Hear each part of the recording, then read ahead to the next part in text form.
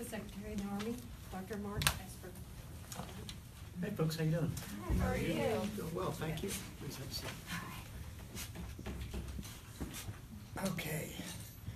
Well, let me just say a couple things up front. I've been on the job 6 months now, and during my time, I've made a great deal of effort to go around the Army and visit our soldiers and our units everywhere from Kabul and Kandahar to Korea, all throughout Europe, and of course around the United States. So today it was my great privilege to come down here to Fort Gordon and to visit what our cyber experts and our soldiers are doing down here. I've had a fantastic visit today. I've learned a good deal. I'm excited about what I see, and I'm taking a lot back to Washington with me. So, it's, like I said, it's been a great visit, and I'm sure I'll be back at some point, but for me, this is a fantastic first visit. So with that, I'll open up to your questions. So what did you like on your visit, touring the facilities and everything? Well, it was a great opportunity to find out what the Army is doing with regards to cyber. As you may or may not know, the Army has invested a lot of time, money, and effort into cyber capabilities. We have Army Cyber, we have a Cyber MOS, a Cyber Officer Career Field. We have put a great deal of equipment into it and research, and we have built a number, dozens of cyber teams. So I'm very confident with regard to where we are on cyber and where we are going. Much more needs to be done, but I'm very encouraged by what I saw with regard to this new realm, this new world of cyberspace. What were your takeaways specifically from Fort Gordon? I think what is unique about Fort Gordon is that you have both both TRADOC units and FORCECOM units, so both the operational and the schoolhouse units, and they are able to create a synergy that reinforces the other and amplifies their respective capabilities. And so I think that that feature is really helpful with regard to where we're going on cyber. You said in the past that you want to modernize the Army now that you're in this position. Where does Fort Gordon play into all of this, especially for new soldiers coming in, their training, whether it's tactical or on the computer side? Talk with us a little bit about where Fort Gordon plays into all that. Sure. When I speak about modernize, it's the entire force, and it really looks at the legacy force we had when I entered the Army in the 1980s, and the fact that we have, for example, combat systems now that are decades old. Fort Gordon and the cyber mission in particular is already on the cutting edge. What we're doing now is not something that needs to be modernized in the context of a legacy, but it's something that is really forward-leaning right now. We have cutting-edge technologies that we are using. The education, the training is first-rate. The people we have coming in are superb. I'll tell you, today I sat side by side with a young private going through cyber AIT. A very bright kid, very motivated, excited about what he was doing and what he said to me. And I've seen the same thing when I've traveled to West Point, up at the military academy, where I think now the academy has graduated 3 classes of cyber officers. And again, just very capable officers, quite incredible. And I'm encouraged across the board with regard to what we're doing. Now, we need to keep moving forward. We need to keep modernizing. The key in all this is to stay ahead of our adversaries and potential adversaries. And I'm confident that the cyber school down here knows what they're doing and is doing just that. Why should Augusta be excited about the cyber command coming here and beefing up and being stronger? What would you tell the residents of Augusta? Well, first of all, like I said, it's a cutting-edge technology. I think cyber is not going away. It's growing. It's both an opportunity and a challenge, whether you are military or civilian. I think with regard to the growth we've seen and that you should anticipate here in the coming years to Fort Gordon, you'll see a great cadre of folks coming, a very highly skilled professional workforce, and I think who are excited about being here in this area. So Augusta was listed as one of the top 7 cities in the world that can be the cyber capital of the world. Did you list that, or did somebody else? No, it's someone else, I promise. What you've seen today on Fort Gordon alone, does that give you some confirmation that Augusta is on the right path? Well, I certainly know by the numbers, what I saw, what I've heard today, that it is very cyber-rich in talent and capability. So there's no doubt in my mind that we are on the right path, and we'll continue along that path. This is one of the areas which we need to fight in the coming years, and we're fighting today, in fact, is the cyber domain. And that's why, as I've spoke about on the road, and I spoke about in my in the Army's new vision that the Chief of Staff of the Army and I just identified is we are need to adopt a new doctrine called multi-domain operations. And what multi-domain operations includes, which is different than, of course, our past doctrine, is the need to fight and to have capabilities to deal with the cyberspace domain. Mr. Yes, sir. Secretary, could you describe the synergies that you see developing between Fort Gordon and the Futures Command that's being stood up, and also how Fort Gordon fits into the Big Six priorities? Sure. Well, Futures Command is really our effort to bring together a disparate Army acquisition enterprise that's spread across multiple commands and direct reporting units. And what we aim to do by standing up Futures Command is to bring all that under one command to achieve unity of command and unity of effort.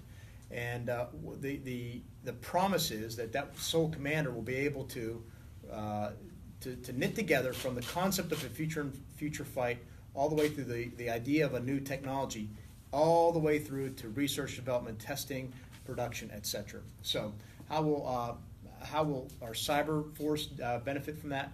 We will now have a commander who will be able to, again, take those ideas, those cutting-edge technologies, whether they are from traditional defense industry or from non-traditional defense industry, where a good deal of these technologies come from in the first place, and really provide that to our cyber warriors at a much better price on a much quicker timeline to ensure that we have what we need to maintain our superiority in the cyber domain. You've had conversations in the past about completely replacing the warfighter information network tactical. How have those conversations been as far as replacing that? And I have to imagine something along that line has to play a part in everything that's going on here at Fort Gordon as far as training as well. Well, it plays into the technological piece. We know that from WIN-T, which is a system well suited for the wars in Iraq and Afghanistan. Very static, a uncontested environment, provide a lot of capability. Just simply will not hold up in the type of warfare we envision in the National Defense Strategy. A much more mobile, more dynamic, contested, where you demand a lot of reliability. And so with regard to WIN-T, we've moved to a strategy of halt, fix, and pivot, and we are now in that fix and pivot phase. The key to that on the materiel front is really going after the commercial technology, adapting it very quickly and continuously into our systems. It's that type of technology which is also critical to the cyber warrior, so that you can continue to procure cutting-edge technologies, quickly adapt it, work it into your operational plans and schemes, and make sure you, again, arm the cyber warrior so they can stay ahead of the adversary.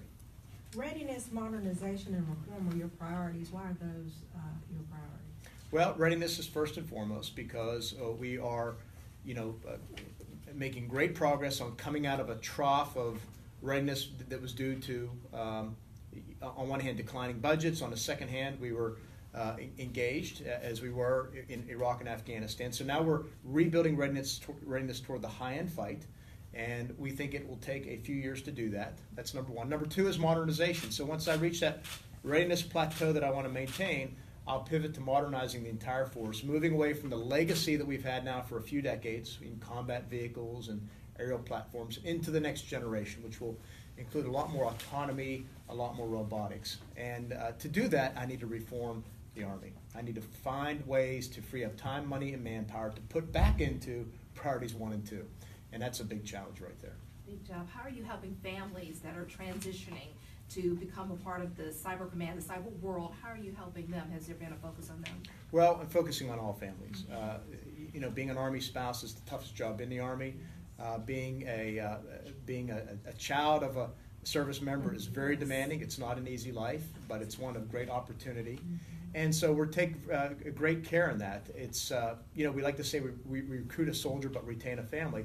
And so I'm very cognizant of all the demands that are placed out there in families. So I'm looking at everything from how do we ensure that our spouses can get hired if they want to work on post, are we providing adequate morale, welfare, and recreation facilities, programs for them, all those things they need, to include down through assistance with education. So I think that's critical. The Army does it better than anyone, and I've worked across the private sector. And as I've come back into the Army now, because I spent 21 years in, 10 active duty, 11 Guard and Reserve, here I am coming back in and seeing a different Army that provides a whole lot of services to its family. And after all, the Army is a family. It's a family business in many ways. shapes and forms. So I'm pleased by what I see, but we have to keep building upon that and reinforcing the value there. So you have a military background, a private sector background, and even a background in Chamber of Commerce. How do you see the private sector growing around Fort Gordon once Army Cyber Command is fully located here and stood up?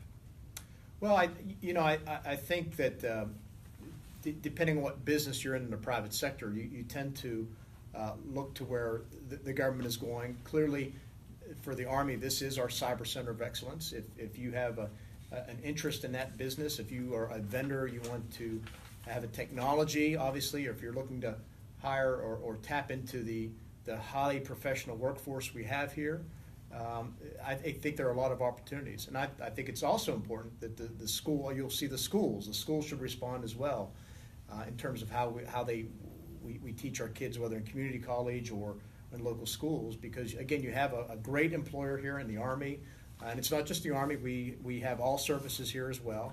And so there are a number of opportunities where the community, the outside community, the private sector, and those of us here on the installation can really build a lot of synergies, create a good ecosystem in terms of talent, and build upon that for a long, prosperous future.